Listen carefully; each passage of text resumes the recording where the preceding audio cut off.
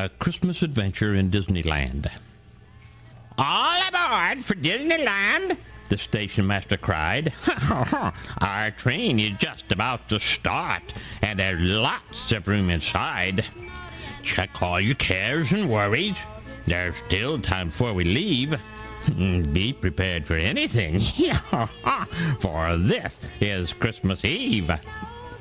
The station master smiled. You did not need a second look to notice his resemblance to a certain Captain Hook. Two little dreamers hurried up. Their names were John and Jane. "Oh, sir," they said to Captain Hook, "is this the Dreamland train?" Smilingly, he took their hands and led them safe inside. And then he bowed and said, "I hope you have a pleasant ride." What happened next was something strange and odd beyond compare, for, with a jerk, the train took off and sailed into the air. Below them, with its sheet of snow, the ground lay dazzling white, bathed by a frosty winter moon that made all clear and bright.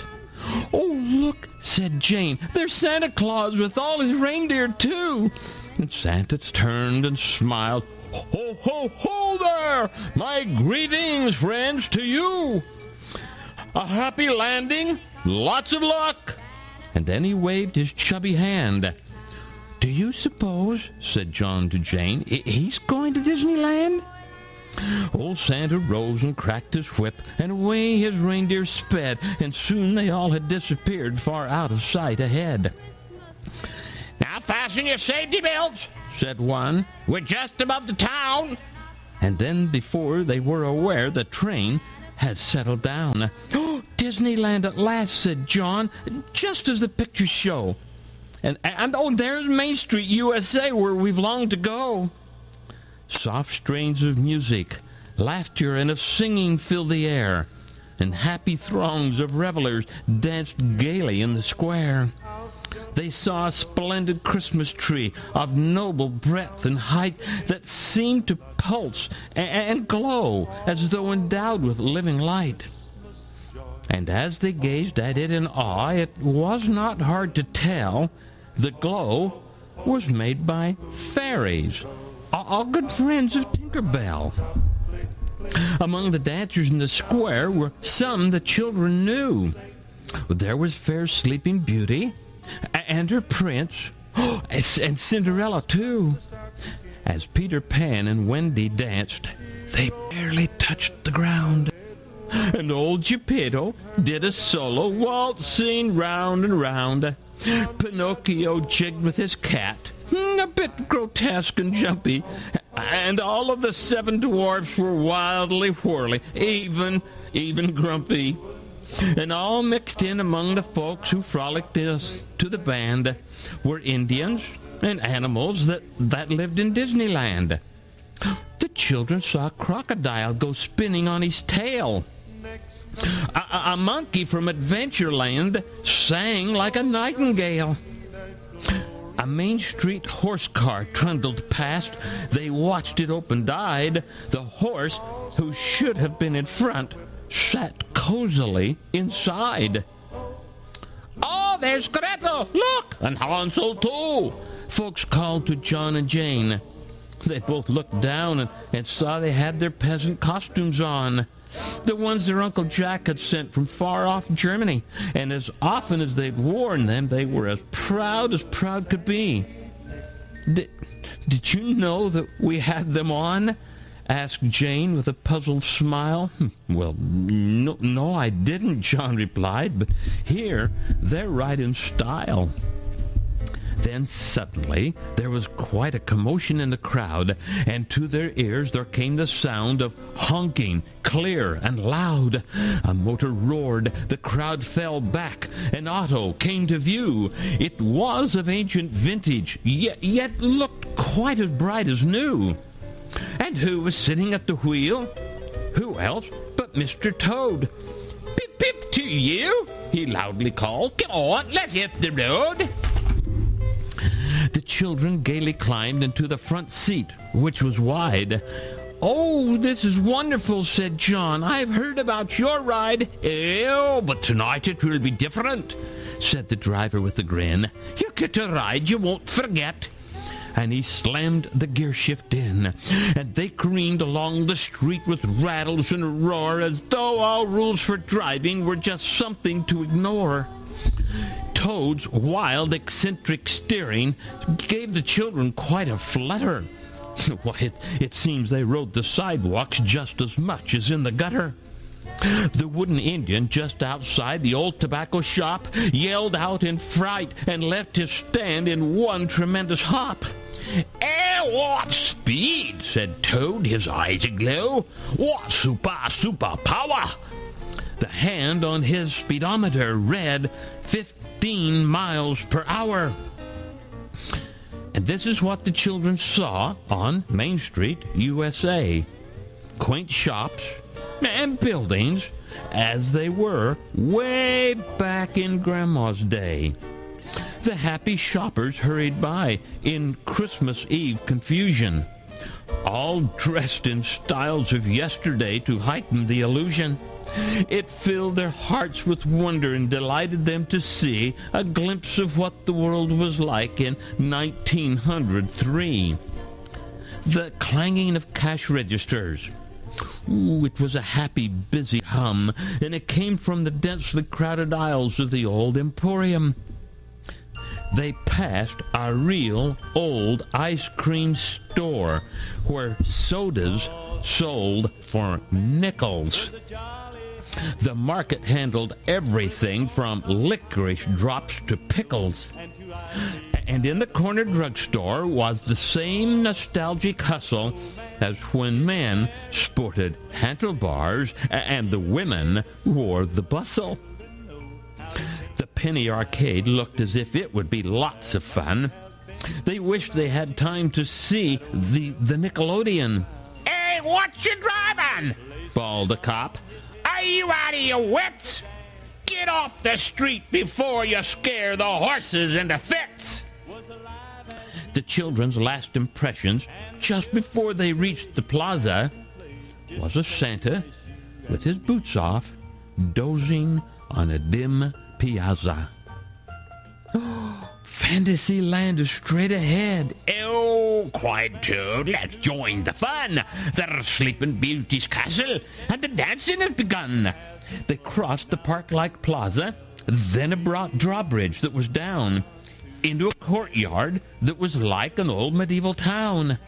Excitingly, they climbed the steps into the castle hall, which was bedecked with mistletoe for Sleeping Beauty's ball. It was a vision of delight, its memories book to keep. Yet all the lords and ladies there were dancing in their sleep. No dancer spoke, and no one laughed as they went gliding by. The orchestra snored blissfully and played a lullaby. And as they left, the children saw Toad turn and softly say, "A Merry Christmas to you all. Oh, and may you wake someday." And soon again they chugged along in Toadie's motor car. "Let's see the Snow White ride," said Jane, "if it's not too far." "Oh, you may not see what you expect," warned Toad. "It's known to change on Christmas Eve, so better be prepared for something strange."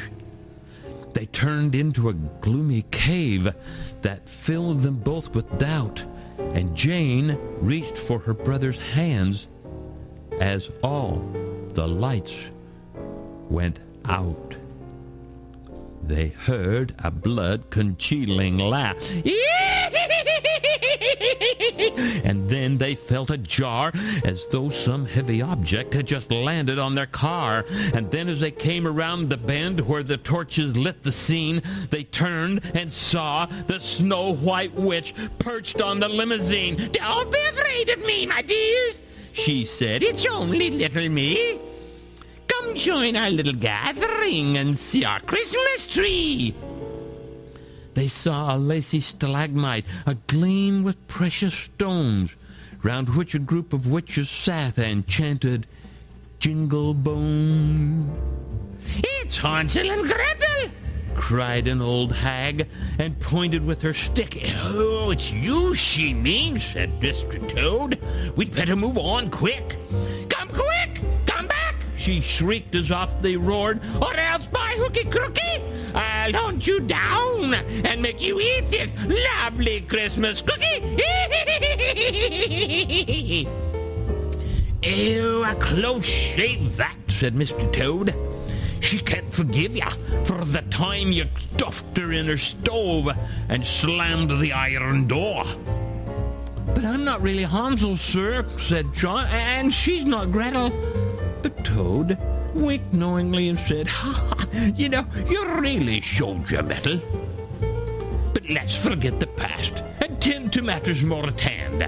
For far ahead I seem to see the lights of Frontierland." "It's snowing now," said Mr. Toad. "Oh, I urge you both to savor the falling flakes, for you will find they have a dainty flavor." They caught the flakes, and sure enough found out that he was right. They tasted cool and crisp and sweet, but not too sweet, just right. And when they first saw Frontierland, they cried out in surprise and clapped their hands in ecstasy at sights that met their eyes. Around them was a wintry scene, but one without a shiver, although the snow lay on the ground and ice was on the river. The riverboat lay at her dock, all gay in colored light, and from the golden horseshoe Christmas carols filled the night. "Who?" said Mr. Toad. "Let's go. I think it would be nice to find out if there's any thrill in driving on the ice." They whirled about the slippery ice. It was exciting fun, and many were the things they saw as round and round they spun. 2 skating moose went swiftly by, as light as featherweights, and bears with mufflers round their necks were doing figure eights. They just missed Slewfoot Sue and Pecos Bill and made them zip into a line of Indians who played at crack the whip. And when on one last mighty whirl the car went out of hand, they skidded through an arch on which it said, "Adventureland." And so, where seconds earlier they'd been by frost bepearled, they now were in the dark and steamy jungles of the world. Oh, tell us, Mr. Toad, said Jane. Do you think it can be that creatures of the jungle also have a Christmas tree? "Oh, we'll ride this jungle long," said Toad, "and search until we find just how the beasts keep Christmas Eve, where jungle rivers wind." They sailed through the tropic forests, deep, whose mysteries darkness sealed, until the foliage parted, and a breathless sight revealed within a clearing stood a tree that tapered toward the sky. It was composed of orchid blooms and lighted by fireflies. Around this tree of bloom and light, in simple reverence stood all animals, both large and small, of jungle, plain, and wood. All claws were sheathed. No fang was bared. Each was the other's brother. The tiger and the antelope lay down beside each other, and all around a heavenly scent was wafted on the breeze, while little choirs of nightingales sang in the darkened trees. The beauty of this jungle scene brought tears to Janie's eyes, and seeing this, Toad said, "Oh, come. This is no time to cry. There's still Tomorrowland, you know. And before our tour is done." "Oh, yes," said John, "the rocket ride. We must see how it's run." And so, once more, Toad's autocar the distance quickly spanned, and soon they rattled through the gates of brave Tomorrowland. "You will observe," said Toad, "that where the rocket ought to be, you see instead before your eyes a futuristic Christmas tree." A streamlined tree it was, of burnished plates, and shone with some illumination and keen brilliance of its own. I think I like this best," said John. "To me it seems to say that all on earth may yet be well some not too distant day." "Now let's go on the ride," said John. "We still got loads of time." But Toad just shook his head and said, "I hear the town clock chime. I also fear you missed your train. And me? I'm out of gas. The time has come for us to part. You must go home, alas." But suddenly he paled and looked as if about to swoon. "Oh, here comes the cookie wench," he gasped. "Oh, you better do it soon." "Hansel! Gretel!" screeched the old witch. "I found you two at last." "Stand back!" cried Toad. "Unhand those kids!"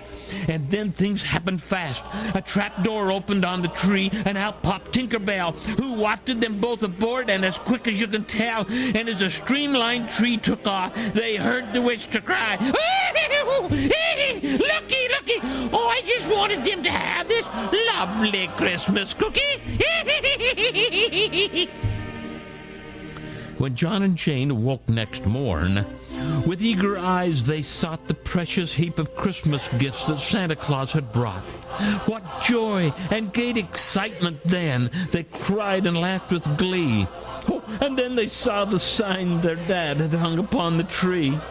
"Today we're going to Disneyland," it read, and they said, "Hooray! The dream we had on Christmas Eve comes true on Christmas Day."